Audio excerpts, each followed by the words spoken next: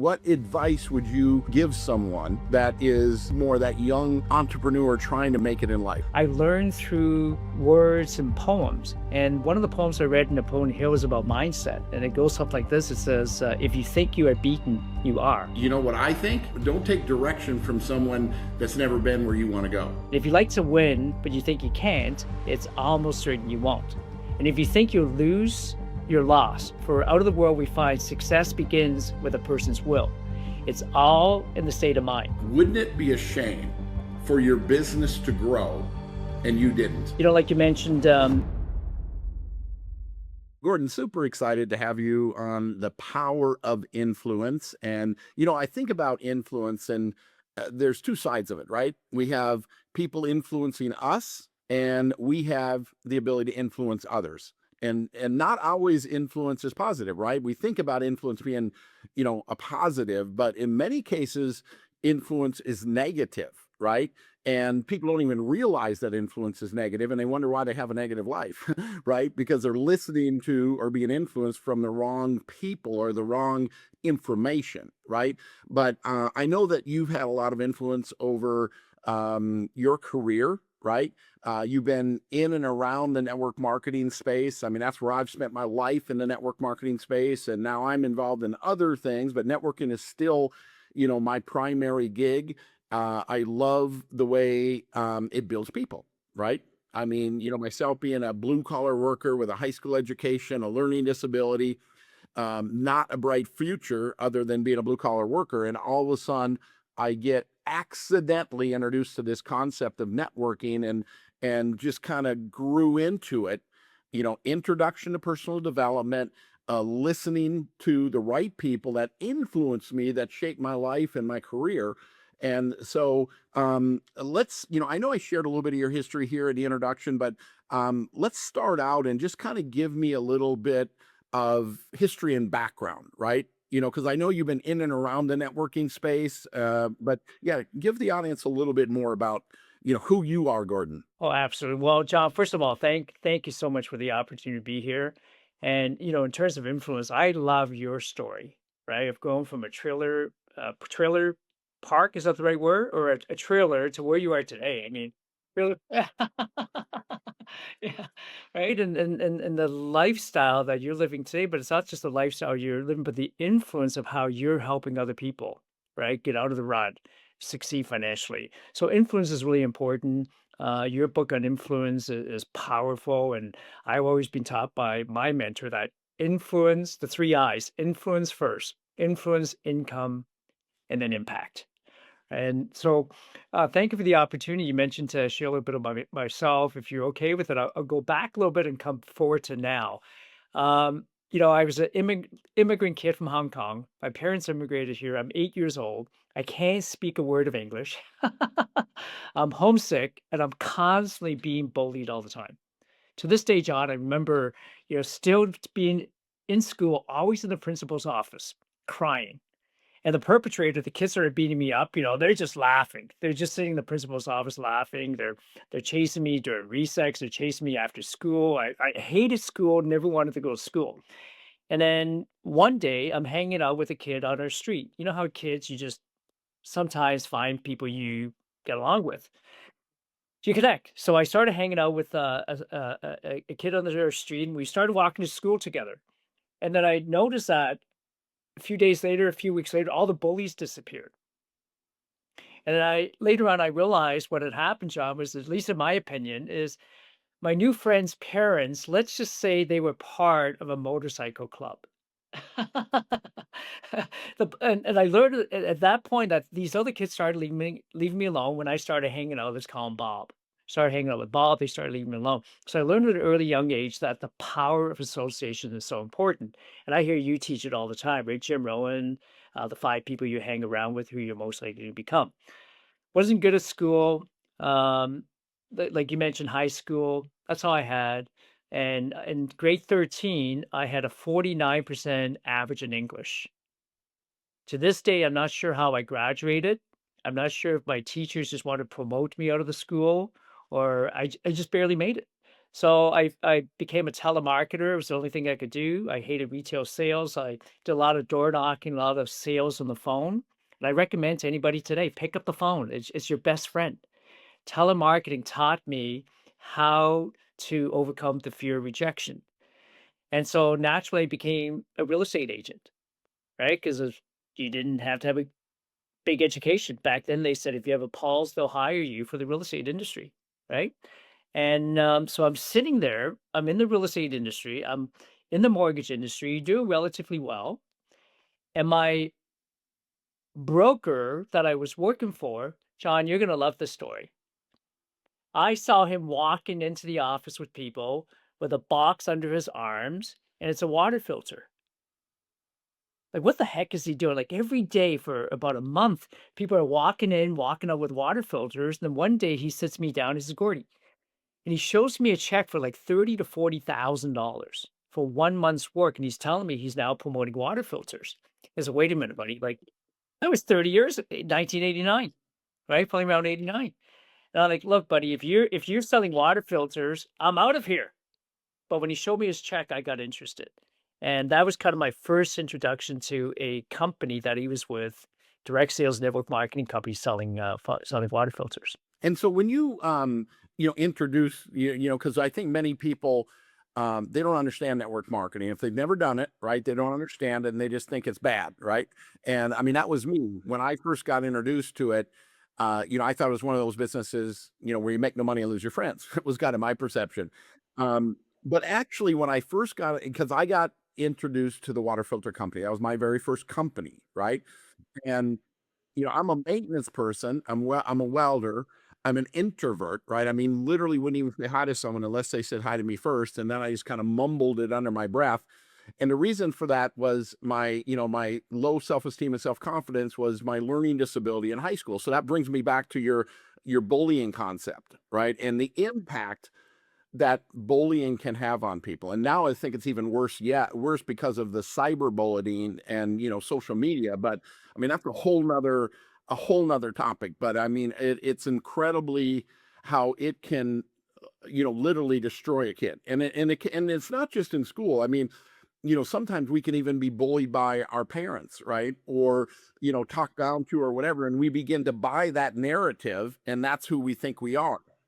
Um, and that was me because I thought I was slow, dumb, and stupid, and it was networking that kind of pulled me out of that.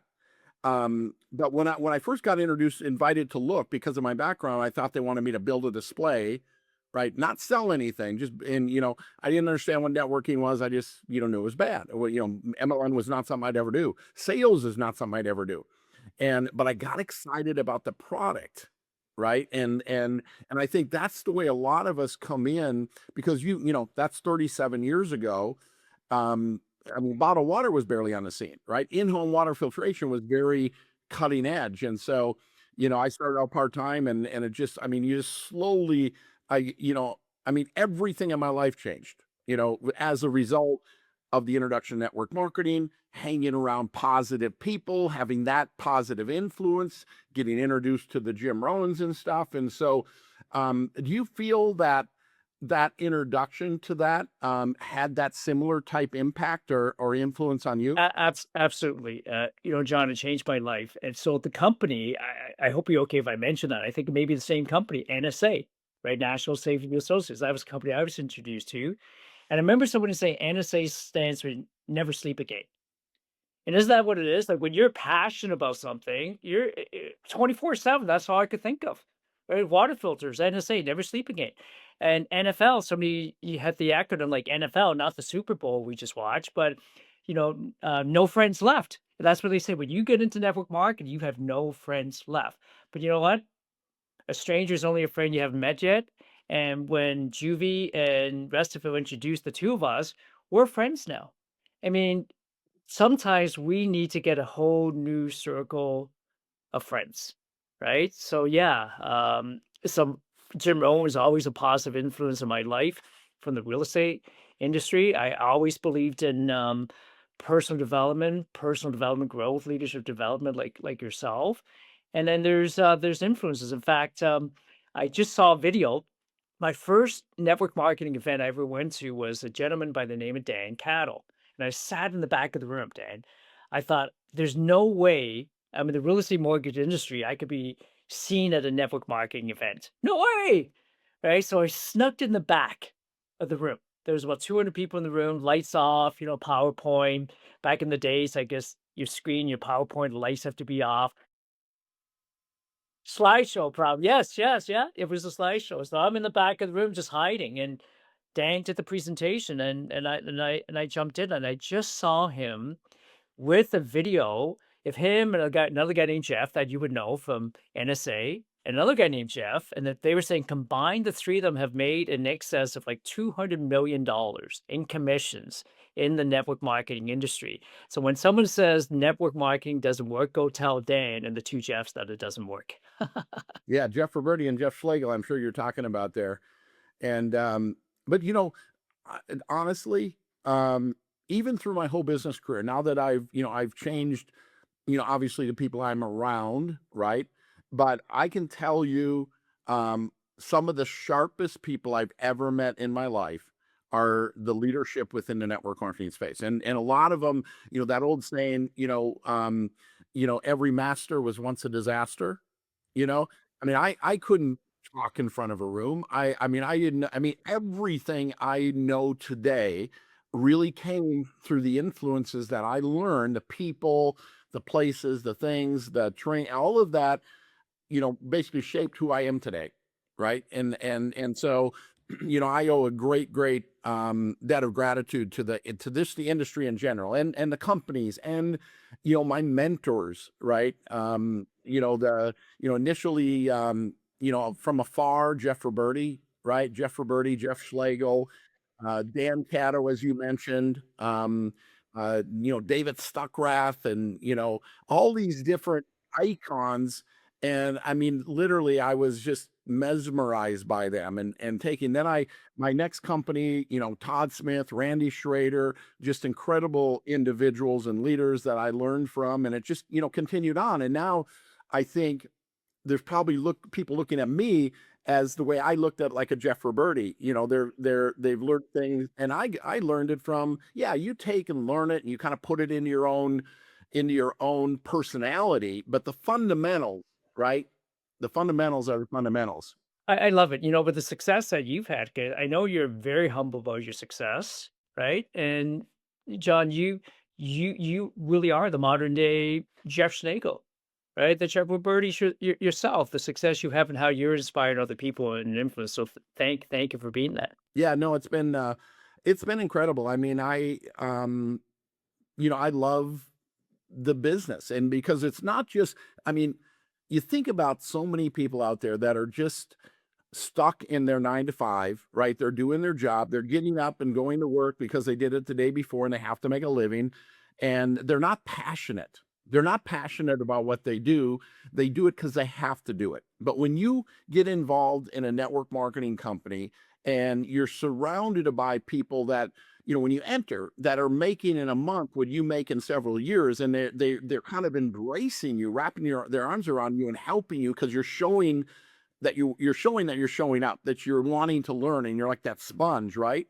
And because I think about, in a like in my job, right? I mean, I was a manager. I eventually worked into being a maintenance supervisor, so I was kind of still on the floor, but I wasn't upstairs, in where I call it upstairs because that's where all the executives and that stuff. I was kind of like, but I'd have to go up there.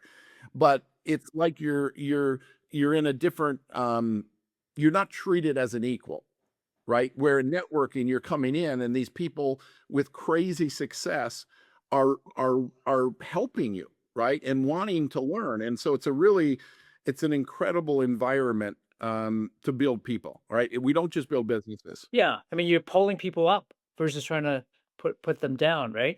I'd love to share a story if you're okay with that. Like you mentioned, you pivoted as well. I pivoted into other areas of business as well, not just the direct sales network marketing industry. And I've been fortunate to work with entrepreneurs, right, business owners with their communication skills, with their confidence, right.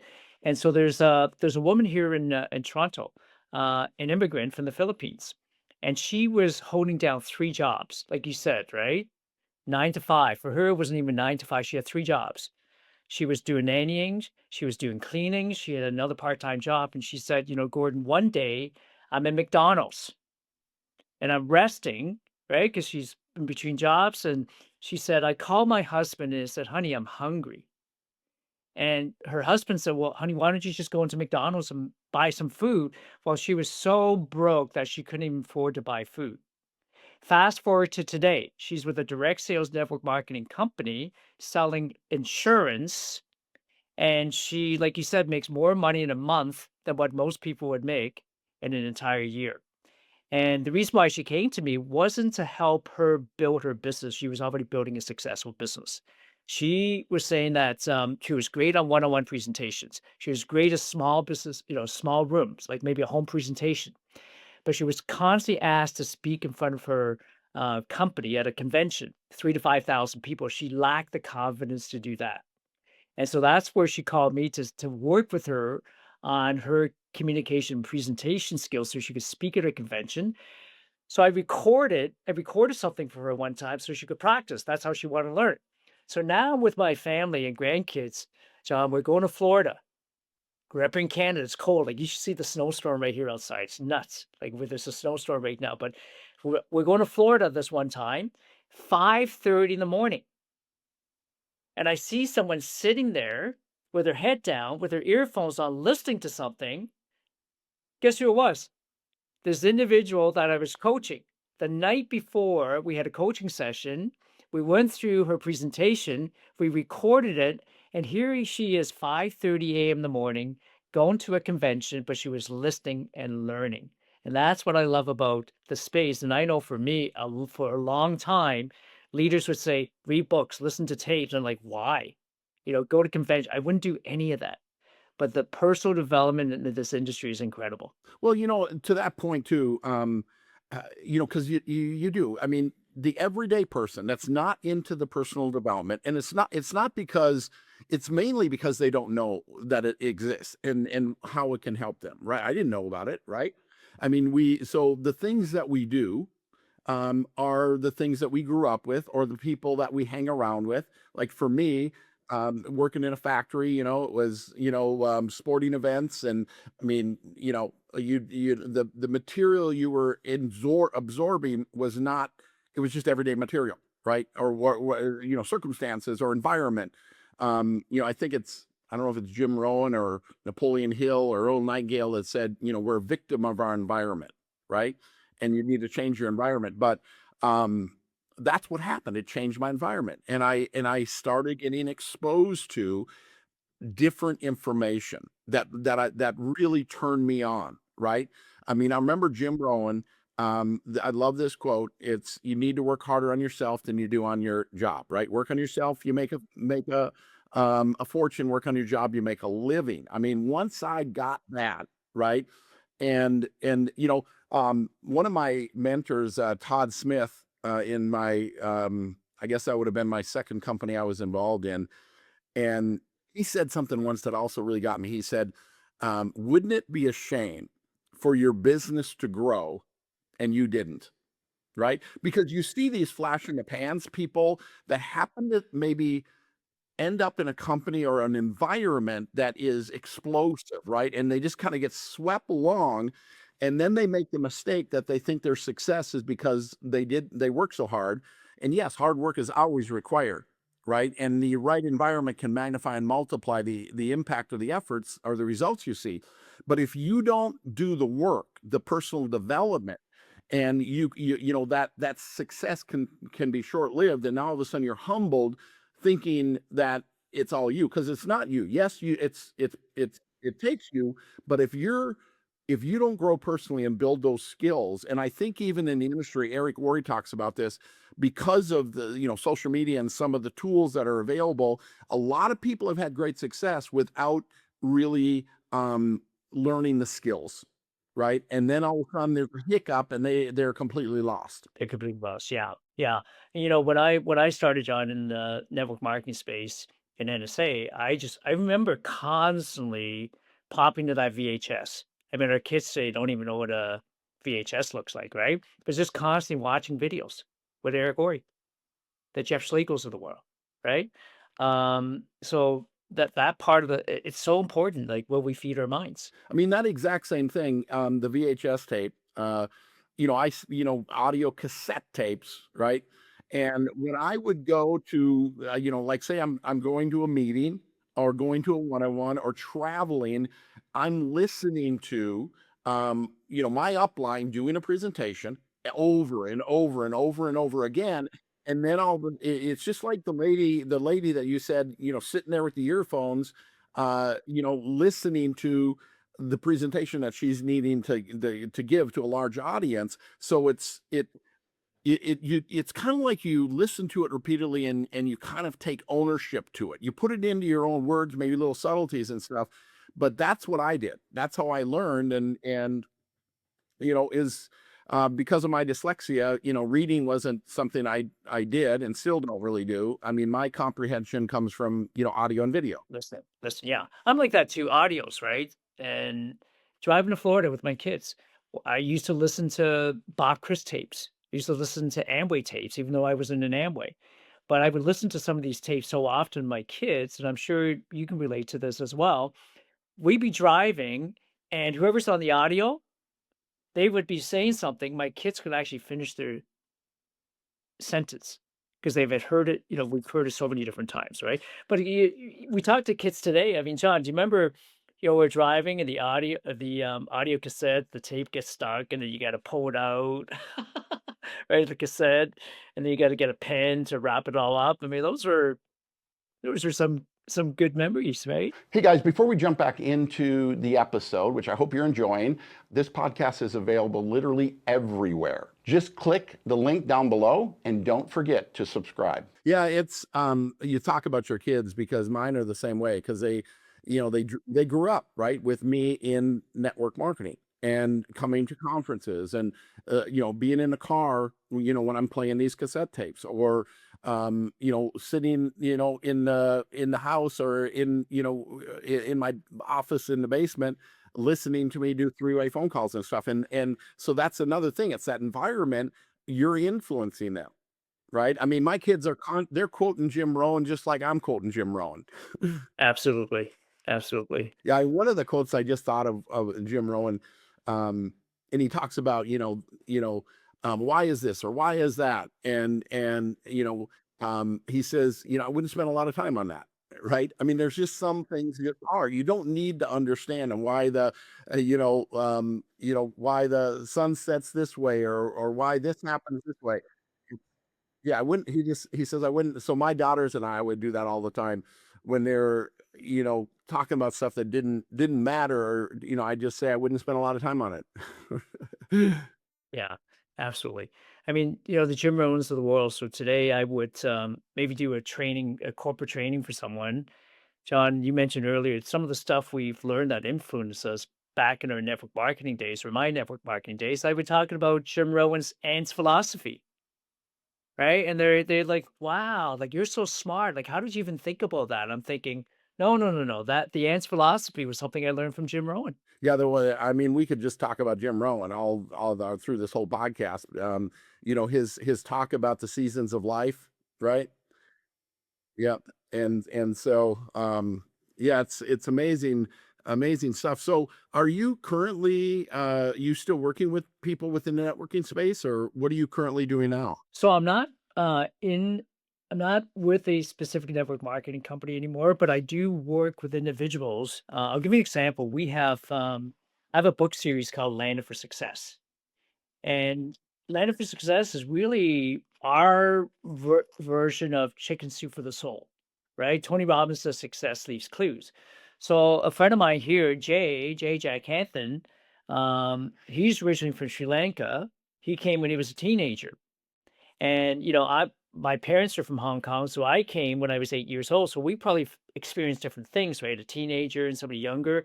So growing up, we've all had, John, I'm sure, like you said, some negative influences, some positive influences, even from our parents, right? Or family members. So it was Jay and I sat around one day and said, how many, like my dad, for example, would say, son, if you think you had it bad when I came to Canada, I had 50 cents in my pocket and an apple, right? So our grandparents, they always have stories. So we thought, well, why not start a book series called Landed for Success Untold Stories and have entrepreneurs talk about their stories? So start out with just immigrant stories. And then a friend of mine who's a paralegal, she said, well, Gordon, I'm not an immigrant. So why can't I share my story too? So it's grown. And in terms of network marketer influence, um, a great friend of mine, Dr. James Dentley, a professional network marketer, still in the network marketing space. So he wrote the foreword in our book, Landed for Success. And another book, another series, a good friend of mine, Robert Hollis, right? Robert Hollis wrote the foreword in one of the books, and then John Shin, I don't know if you know John. John is with WFG, and he bought the rights from the Napoleon Hill Foundation to write a book called How Rich Asians Think and Grow Rich. Do you remember the book Think and Grow Rich for Women with Sharon Lecter? And then it was like Think and Grow Rich, I believe, A Black Choice with Dr. Dennis Kimbrough and so on. So John thought, well, there's no Think and Grow Rich for Asians. So he bought the rights for that. And they said the foundation said there's too many books with that title. They ended up with How Rich Asians Think and Grow Rich. And right around that time, How Rich Asians, there was I forgot the name of the movie now, but there was a Asian movie that came out and it kind of put that on the map. Make a long story short, John also took um, Think and Grow Rich and made a movie called Think and Grow Rich Legacy, the movie, which is based on Napoleon Hill's book, Think and Grow Rich. So there's three professional network marketers that I do work with on a consistent basis. And all three of them have written forwards in their book and have been an incredible influence on our community of entrepreneurs and business owners working with their mindset, their perseverance, their personal growth, and so on. Yeah. Yeah, James Danley, actually, he was my very first podcast within this series that I've created called The Power of Influence, right? And so, I believe, the person that was shooting my original podcast, we were doing them in person, and so anyway, it was all. I mean, I did like 27 podcasts, and we're trying to sort through it. Here it is, almost a year later, trying to sort through all of the content, trying to put it together because it was just a mess the way he done it. That's why I love what we're doing here. It's just it all comes together very easy to put together and air out there. But yeah, James was one of my first ones. I yet to have to do one with Robert yet. And so yeah, absolutely. Absolutely. So, if you think back, how old were you when you came from Hong Kong? I was 8 years old. 8 years old, right? And what did your parents do? What kind of a history or background do they have? What kind of a environment were you growing up in? So my parents are from China, right? My mom has no education, never went to school, couldn't read. Can you imagine she went from China to Hong Kong, John, which would be totally different language. They speak a different language. My dad moved to England to study. So growing up in Hong Kong, there was five of us. So the joke of the family is I was born, my dad took one look at me and he left, right? But really he was out, studying and sending money home. But what's kind of cool, John, is we grew up in a little city called, not even a city, we grew up in a place called Diamond Hill. Okay. Now, if you look up Diamond Hill, I can promise you the roads are not paved with diamonds. These were squatter homes back in the 60s, right? Tin roofs, cardboard boxes, no running water. That's how I grew up. And is that in China or is that in Hong Kong or That's in Hong Kong. oh, that's in Hong Kong. Okay. And Hong Kong is one of the wealthiest places in the world.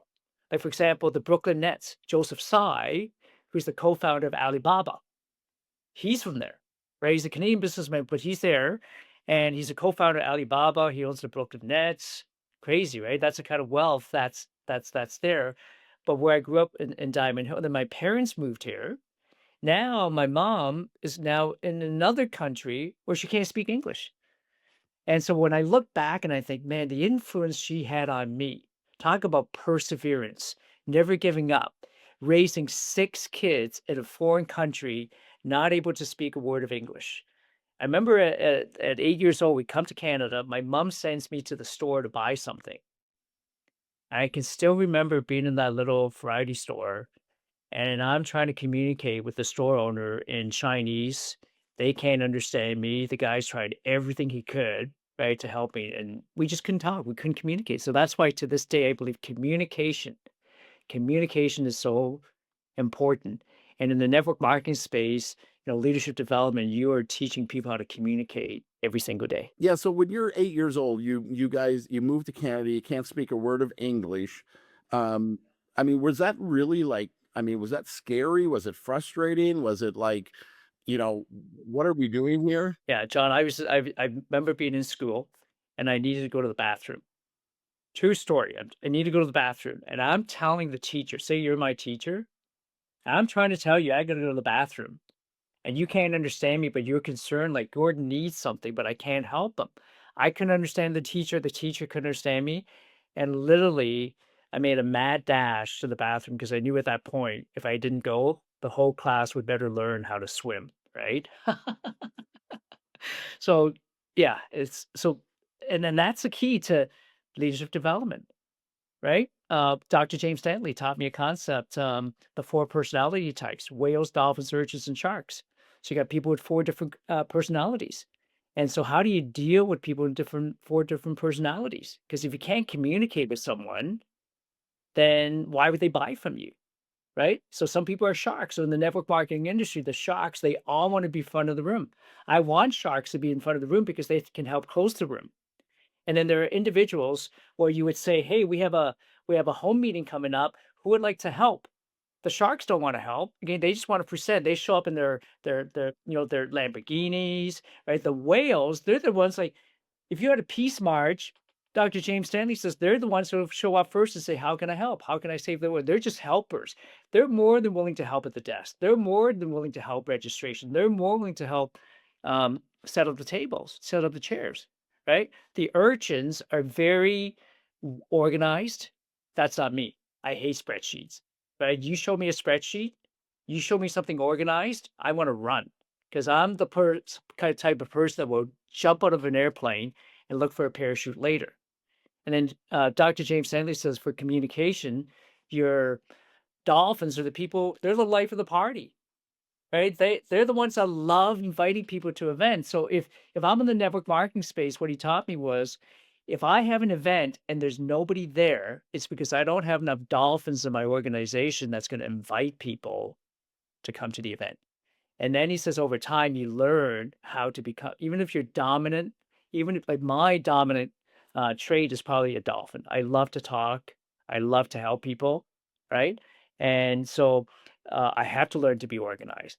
Right. Or surround yourself, like what you talked about earlier, with other people. Like Napoleon Hill says, right. You may not have all the skill sets, but when you have other people with the with different skill sets coming together, now you have everything you need to succeed. Yeah, well, I mean, you think about that, Napoleon Hill, Think and Grow Rich, right? The 13 principles, that concept of mastermind, the mastermind principle, and finding people that have strengths in your weaknesses, right? And that's, I mean, that is definitely, I applied it, and it's taught within the network marketing space is, if you don't know anybody, just find somebody that does. John, you didn't just apply it, my friend. You knocked it out of the park. Yeah, thank you. Thank you.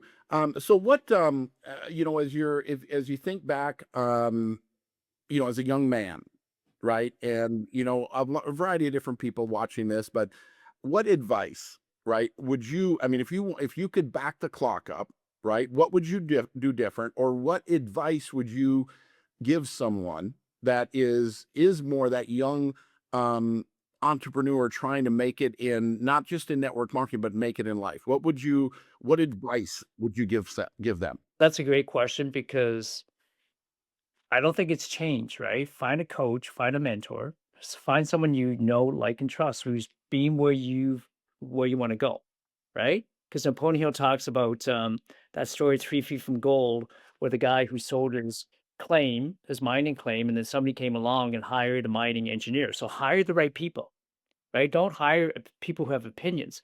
So when I was starting in network marketing or any business, I was told be coachable, right? You got to be coachable and you got to have a strong work ethic. Well, I thought I had a strong work ethic, but I probably wanted to sleep in instead of going to work, right? And the other thing was I really wasn't coachable. I thought I was coachable, but I wasn't. So be coachable. I think it's really important to be coachable and find a coach and a mentor. Yeah, so listening to the right people, right? And when you say listening, open your mind up to that advice. Because I saw this on Instagram or whatever, and it was um, you know what I think is don't take direction from someone that's never been where you want to go, right? And I think there's so much wisdom in that because we listen to it, we seek advice from people. Unless you want their life, you need to be listening to people who have a life, who have the success that you want, right? Because the other ones, if they knew it, they would have it, right? And so I mean that's one of I think a major point, a fundamental lesson that everybody should apply is you know, who are you listening to? Who are you taking advice from? You know, if they don't have the life you're looking for, you know, your their advice is going to lead you to where they are, right? So, you know, choose your friends, choose your circle How many of us take advice from broke people? all the time. Too often, right? Yeah, and then a lot of times they're really opinionated. Right? And opinions doesn't buy people that give us opinions, they don't pay for our mortgage, they don't pay for our bills, they don't pay for our car payments. So why are we taking opinion from people who aren't gonna write a check anyways? Right? So if I was to if I was to get back, let's say in the network marketing space, I would say, I want somebody like John. He's been there, he's been to the top of the mountain. Do you remember we had a friend named Bob Chris? You know, Bob was somebody I learned from, and Bob said, you know, if I was scaling this mountain right now, I've never been to the top of this mountain, and some young fella comes down, and he's got, you know, brand new clothing from Colombia, right? Everything's brand new, it's shiny, and it looks like, you know, he could be a model at the Olympics right now. So do I want that guy to take me to the top of the mountain, or some other guy comes down, he's got this donkey that looks like it's beat up, it's old, and his clothes that look like he's been up the mountain 100 times, and his axe pick, and so on. Most people say, maybe I'll get this young fella to take me up the mountain, but the reality is I want this guy who's got the experience. Right? He knows, like, every inch of that mountain, every hole, every pit to avoid. That's the guy I want to take me up the mountain.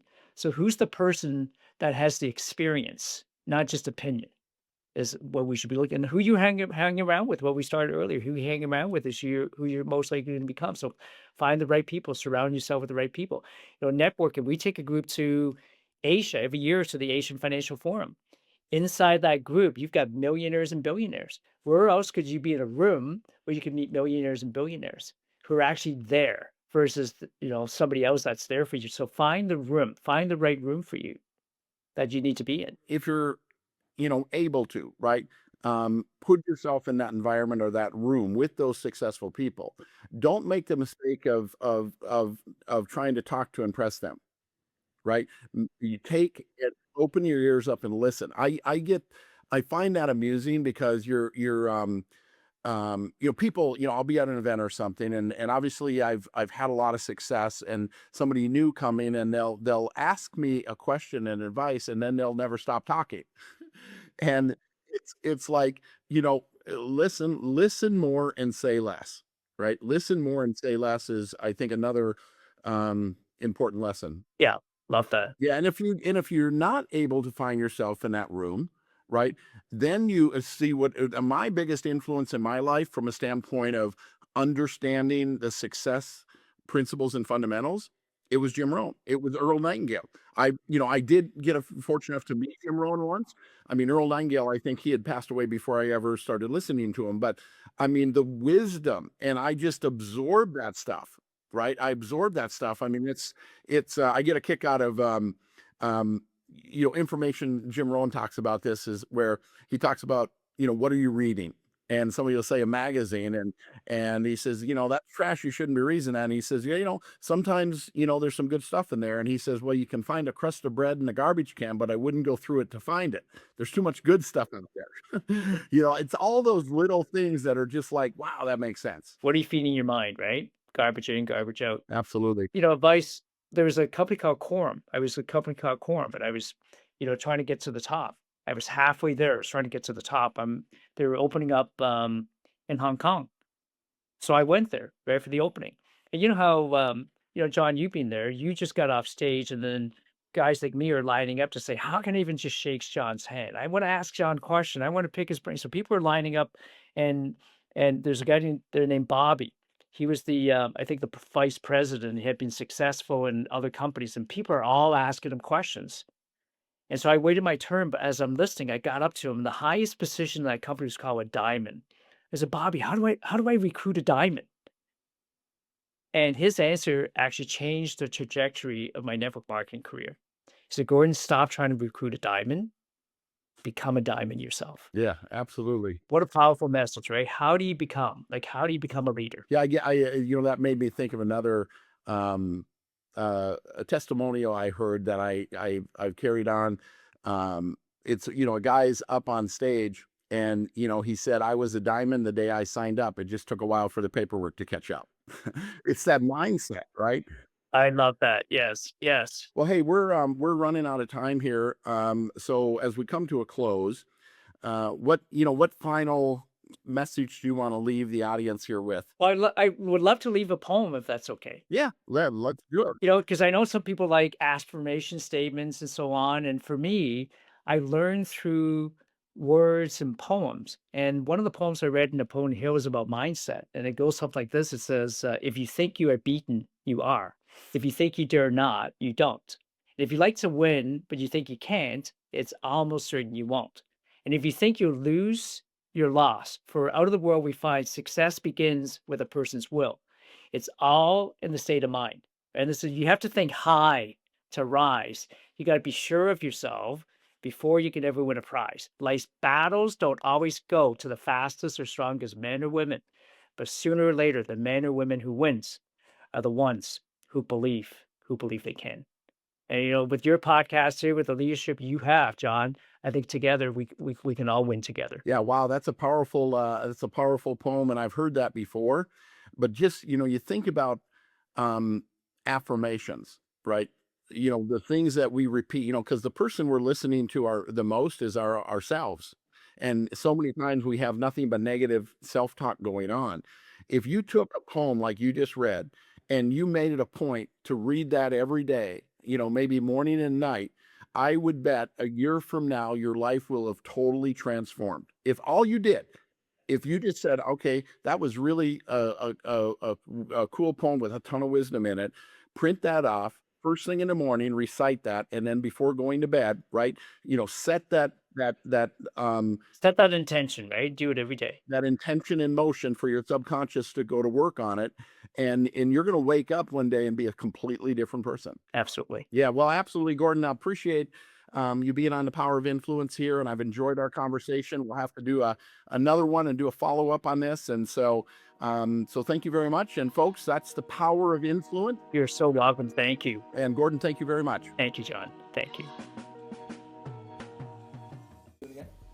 Hey guys, if you really like this episode and you want to see similar, you're going to love this one right here. Just click the link.